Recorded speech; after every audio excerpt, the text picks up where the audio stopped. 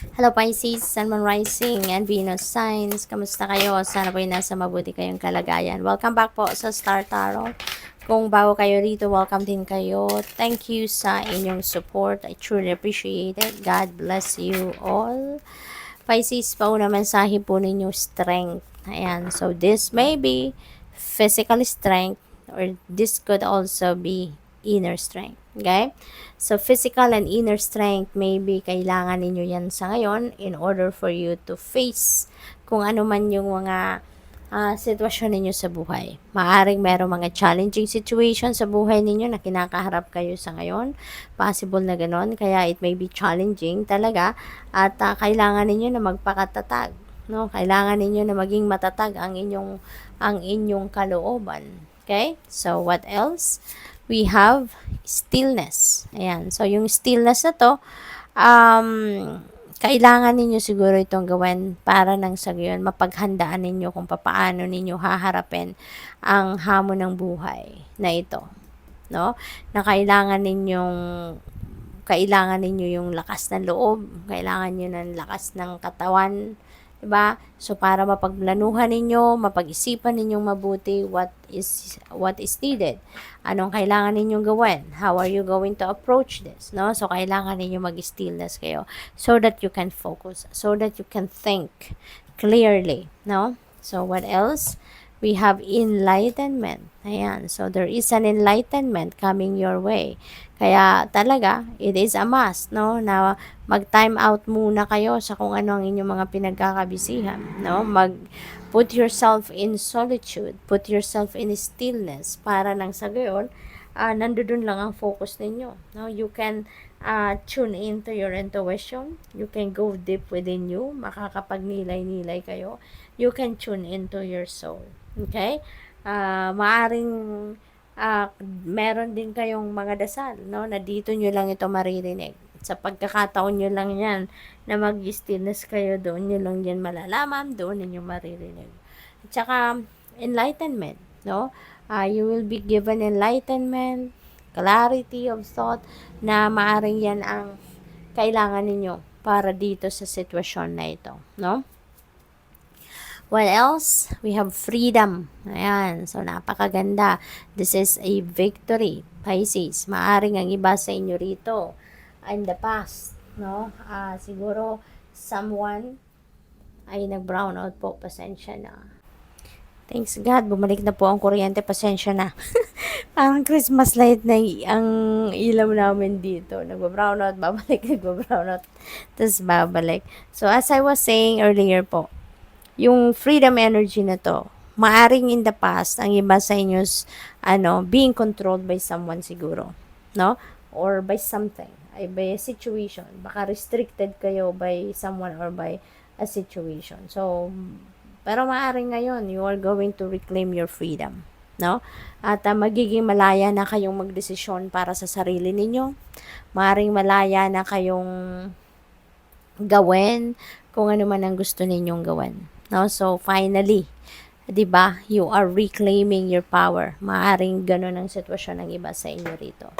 So, tignan natin kung ano pa ang mensahe para sa iyo. We have angel number 3333. Ayan. There is hope. There is optimism, liberation. There is success. Ayan, magaganda. Prosperity, excitement, and enthusiasm dito, no? Na mararamdaman kayo. The problems you have today will eventually disappear. Your guardian angels encourage you to maintain a positive outlook on life since your luck may be about to change. It is time to put to use your captivating energy and inspirational personality. So don't let your ego get the best of you. Okay? So napakagandang mensahe yan para sa iyo. We have angel number 1144. There is divine intervention coming your way. Meron ditong prosperity. This is another prosperity energy. So, most likely, maraming, financial blessing siguro na dadating sa inyo. Dalawa na yung card natin na merong prosperity sinasabi. There are going to be big ventures then, fated events, no, na maaring maganap sa buhay ninyo sa ngayon. So, divine timing is here, no? Divine timing is coming. So, love or other happiness lurks just around the corner. It will be something much better than in your wildest dreams. Mas magaling, mas maganda pa, no? Ang mas masaya pa kaysa doon sa dati, sa mga ine-expect ninyo, so which is really beautiful. A rare opportunity or an exciting encounter with like-minded people will exceed your expectations. Napakaganda. A rare opportunity, di ba? So, siguro, this is a game changer, no? You've never experienced like this before.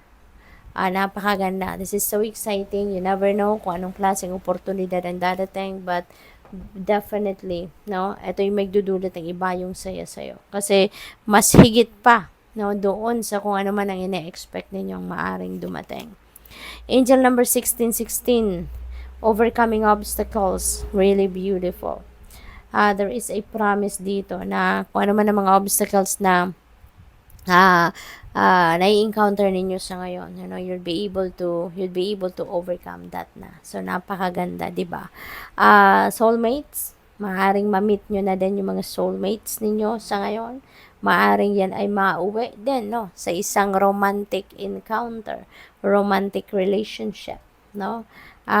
Sabi rito, your level of self-control is sufficient to make things right. On the horizon is the possibility of beginning a new romantic, yan na nga, or platonic friendship, as well as a chance to begin a life anew with a person from one's past. Everything will fall to pieces.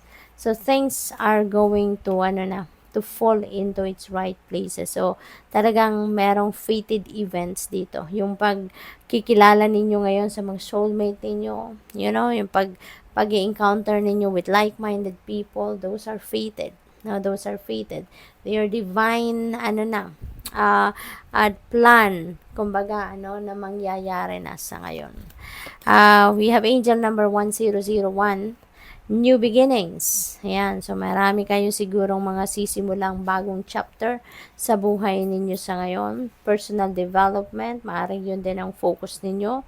You are going to prioritize creativity and heading in the right direction. Ayan, so you will be led towards the right path sa ngayon. A new phase in a religious or spiritual quest, you're going through a spiritual awakening, which can feel like the dark night of the soul. You're on the path to enlightenment, and this too shall pass. Napakaganda. Sari-sari, no? Kaya pala meron kayong enlightenment din ngayon and freedom. Kasi kung marirestrict pa rin kayo hanggang sa ngayon ng kung sino man or ng kung ano man ang sitwasyon, you won't be able to do all these things. No? Kaya everything is fated dito. Everything is divinely orchestrated. Kaya napakaganda ng mga sitwasyon ninyo sa ngayon. So, good luck po. Thank you for watching. Love and light. Namaste.